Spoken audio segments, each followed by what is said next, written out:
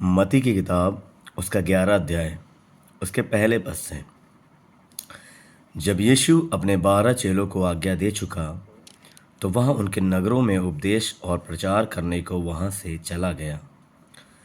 यूहन्ना ने बंदीगृह में मसीह के कामों का समाचार सुना और अपने चेलों को उससे यह पूछने भेजा, क्या आने वाला तू ही है या हम किसी दूसरे की बाट जोहें? यीशु ने उत्तर दिया, जो कुछ तुम सुनते हो और देखते हो वह सब जाकर यूहन्ना से कह दो कि अंधे देखते हैं और लंगड़े चलते फिरते हैं, कोढ़ी शुद्ध किए जाते हैं और बहिरे सुनते हैं, मुर्दे जिलाए जाते हैं और कंगालों को सुसमाचार सुनाया जाता है। और धन्य है वह जो मेरे कारण ठोकर ना खाए। जब वे वहाँ से चल दिए तो यीशु यूहन्ना के विषय में लोगों से कहने लगा, तुम जंगल में क्या देखने गए थे? क्या हवा से हिलते हुए सरकंडे को? फिर तुम क्या देखने गए थे? क्या कोमल वस्त्र पहने हुए मनुष्य को? देखो, जो कोमल वस्त्र पहनते हैं वे राजभवनों में रहते हैं। तो फिर क्यों गए थे?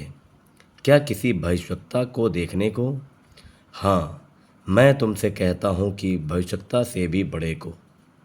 यह वही है जिसके विषय में लिखा है, देख, मैं अपने दूत को तेरे आगे भेजता हूँ, जो तेरे आगे आगे तेरा मार्ग तैयार करेगा।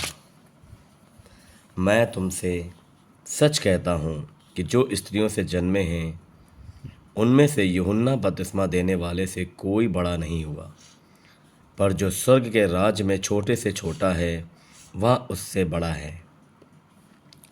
यूहन्ना बपतिस्मा देने वाले के दिनों से अब तक स्वर्ग के राज में बलपूर्वक प्रवेश होता रहा है और बलवान उसे छीन लेते हैं। यूहन्ना तक सारे भविष्यवक्ता और व्यवस्था भविष्यवाणी करते रहे, और चाहो तो मानो कि एलिया जो आने वाला था वह यही है। जिसके सुनने के कान हो वह सुन ले। मैं इस समय के लोगों की उपमा किससे दूं? वे उन बालकों के समान हैं जो बाजारों में बैठे हुए एक दूसरे से पुकार कर कहते हैं, हमने तुम्हारे लिए बांसुरी बजाई और तुम ना नाचे, हमने विलाप किया और तुमने छाती नहीं पीटी। क्योंकि यूहन्ना ना खाता आया और न पीता, और वे कहते हैं उसमें दुष्ट आत्मा है।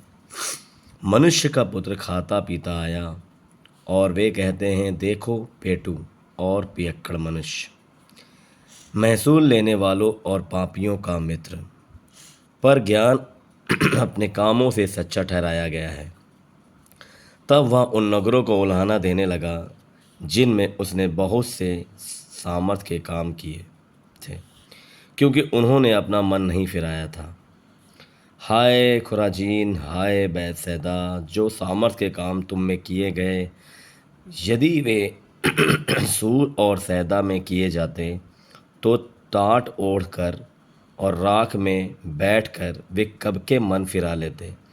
परंतु मैं तुमसे कहता हूँ कि न्याय के दिन तुम्हारी दशा से सूर और सैदा की दशा अधिक सहने योग्य होगी। हे कफरनहूम, क्या तो स्वर्ग तक ऊंचा किया जाएगा? तू तो अधोलोक तक नीचा किया जाएगा। जो सामर्थ के काम तुझ में किए गए, यदि वे सदोम में किए जाते तो वह आज तक बना रहता। पर मैं तुमसे कहता हूँ कि न्याय के दिन तेरी दशा से सदोम की दशा अधिक सहने योग्य होगी। उसी समय यीशु ने कहा, हे पिता, स्वर्ग और पृथ्वी के प्रभु, मैं तेरा धन्यवाद करता हूँ कि तूने इन बातों को ज्ञानियों और समझदारों से छिपा रखा और बालकों पर प्रकट किया है। हाँ हे पिता, क्योंकि तुझे यही अच्छा लगा। मेरे पिता ने मुझे सब कुछ सौंपा है, और कोई पुत्र को नहीं जानता केवल पिता, और कोई पिता को नहीं जानता केवल पुत्र, और वह जिस पर पुत्र उसे प्रकट करना चाहे। हे सब परिश्रम करने वालों और बोझ से दबे हुए लोगों, मेरे पास आओ, मैं तुम्हें विश्राम दूंगा। मेरा जुआ अपने ऊपर उठा लो और मुझसे सीखो, क्योंकि मैं नम्र और मन में दीन हूँ, और तुम अपने मन में विश्राम पाओगे, क्योंकि मेरा जुआ सहज और मेरा बोझ हल्का है। 12 अध्याय उसके पहले पद से। उस समय यीशु सब्त के दिन खेतों में से होकर जा रहा था, और उसके चेलों को भूख लगी तो वे बालें तोड़ तोड़ कर खाने लगे। फरीसियों ने यह देखकर उससे कहा, देख, तेरे चेले वह काम कर रहे हैं जो सब्त के दिन करना उचित नहीं। उसने उनसे कहा, क्या तुमने नहीं पढ़ा कि दाऊद ने जब वह और उसके साथी भूखे हुए तो क्या किया? वह कैसे परमेश्वर के घर में गया और भेंट की रोटियां खाई, जिन्हें खाना ना तो उसे और न उसके साथियों को, पर केवल याजकों को उचित था। या क्या तुमने व्यवस्था में नहीं पढ़ा कि याजक शब्द के दिन मंदिर में शब्द के दिन की विधि को तोड़ने पर भी निर्दोष ठहरते हैं? पर मैं तुमसे कहता हूं कि यह वह है जो मंदिर से भी बड़ा है। यदि तुम इसका अर्थ जानते, मैं दया से प्रसन्न होता हूँ बलिदान से नहीं, तो तुम निर्दोष को दोषी ना ठहराते। मनुष्य का पुत्र तो शब्द के दिन का भी प्रभु है। वहां से चलकर वह उनके आराधनालय में आया। वहां एक मनुष्य था जिसका हाथ सूखा हुआ था। उन्होंने यीशु पर दोष लगाने के लिए उससे पूछा, क्या शब्द के दिन चंगा करना उचित है? उसने उनसे कहा, तुम में ऐसा कौन है जिसकी एक ही भेड़ हो और वह शब्द के दिन गड्ढे में गिर जाए तो वह उसे पकड़ कर ना निकाले? भला मनुष्य का मूल्य भेड़ से कितना बढ़कर है। इसलिए शब्द के दिन भलाई करना उचित है। तब उसने उस मनुष्य से कहा, अपना हाथ बढ़ा। उसने बढ़ाया और वह फिर दूसरे हाथ की तरह अच्छा हो गया।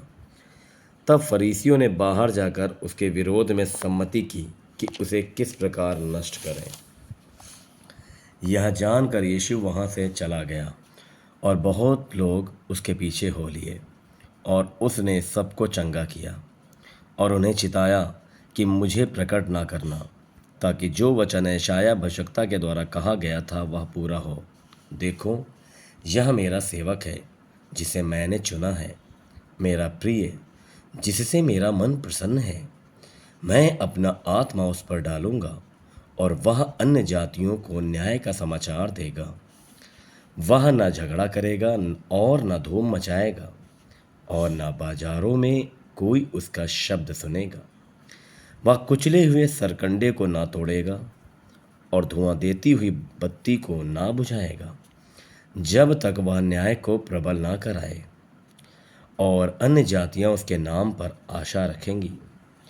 तब लोग एक अंधे गूंगे को, जिसमें दुष्टात्मा थी, उसके पास लाए, और उसने उसे अच्छा किया, और वह बोलने और देखने लगा।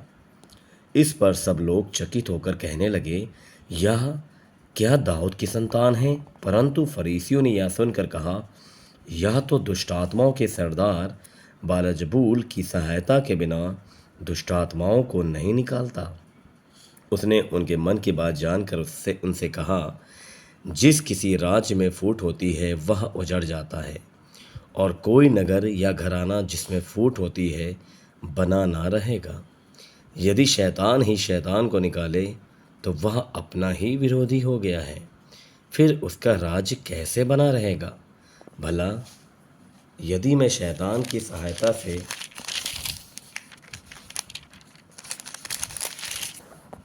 दुष्टात्माओं को निकालता हूँ, तो तुम्हारे वंश किसकी सहायता से निकालते हैं? इसलिए वे ही तुम्हारा न्याय करेंगे। पर यदि मैं परमेश्वर की आत्मा की सहायता से दुष्टात्माओं को निकालता हूँ, तो परमेश्वर का राज तुम्हारे पास आ पहुँचा है। या कैसे कोई मनुष्य किसी बलवंत के घर में घुसकर उसका माल लूट सकता है, जब तक कि पहले वह उस बलवंत को ना बांध ले? तब वह उसका घर लूट लेगा। जो मेरे साथ नहीं वह मेरे विरोध में है, और जो मेरे साथ नहीं बटोरता वह बिखेरता है। इसलिए मैं तुमसे कहता हूँ कि मनुष्य का सब प्रकार का पाप और निंदा क्षमा की जाएगी, परंतु पवित्र आत्मा की निंदा क्षमा ना की जाएगी। जो कोई मनुष्य के पुत्र के विरोध में कोई बात कहेगा, उसका यह अपराध क्षमा किया जाएगा, परंतु जो कोई पवित्र आत्मा के विरोध में कुछ कहेगा, उसका अपराध ना तो इस लोक में और ना परलोक में क्षमा किया जाएगा। यदि पेड़ को अच्छा कहो तो उसके फल को भी अच्छा कहो, या पेड़ को निकम्मा कहो तो उसके फल को भी निकम्मा कहो, क्योंकि पेड़ अपने फल ही से पहचाना जाता है। हे सांप के बच्चों, तुम बुरे होकर कैसे अच्छी बातें कह सकते हो? क्योंकि जो मन में भरा है वही मुंह पर आता है। भला मनुष्य मन के भले भंडार से भली बातें निकालता है, बुरा मनुष्य बुरे भंडार से बुरी बातें निकालता है।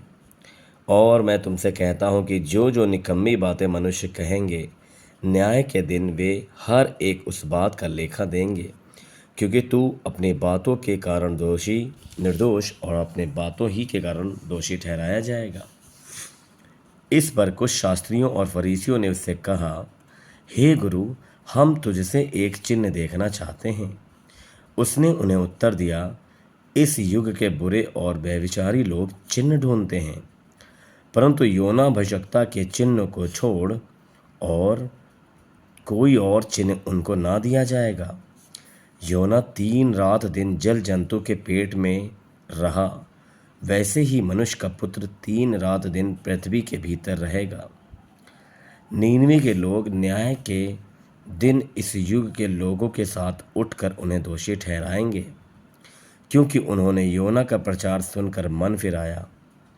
और देखो, यहाँ वह है जो योना से भी बड़ा है। दक्षिण की रानी न्याय के दिन इस युग के लोगों के साथ उठकर उन्हें दोषी ठहराएगी, क्योंकि वह सुलेमान का ज्ञान सुनने के लिए पृथ्वी के छोर से आई। और देखो, यहाँ वह है जो सुलेमान से भी बड़ा है। जब अशुद्ध आत्मा मनुष्य में से निकल जाती है तो सूखी जगहों में विश्राम ढूंढती फिरती है और पाती नहीं। तब कहती है, मैं अपने उसी घर में जहाँ से निकली थी लौट जाऊंगी। और लौट कर उसे सूना, झाड़ा बुहारा और सजा सजाया पाती है। तब वह जाकर अपने से और बुरी 7 आत्माओं को अपने साथ ले आती है, और वे उसमें बैठकर वहाँ वास करती हैं। और उस मनुष्य की पिछली दशा पहले से भी बुरी हो जाती है। इस युग के बुरे लोगों की दशा भी ऐसी ही होगी।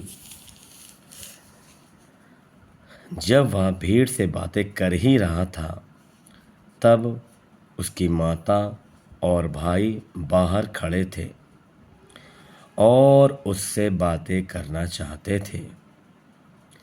किसी ने उससे कहा, देख, तेरी माता और तेरे भाई बाहर खड़े हैं और तुझसे बातें करना चाहते हैं। यह सुनकर उसने कहने वालों को उत्तर दिया, कौन है मेरी माता और कौन है मेरे भाई? और अपने चेलों की ओर अपना हाथ बढ़ाकर कहा, देखो, मेरी माता और मेरे भाई ये हैं। क्योंकि जो कोई मेरे स्वर्गीय पिता की इच्छा पर चले, वही मेरा भाई, वही मेरी बहन और वही मेरी माता है। आमीन।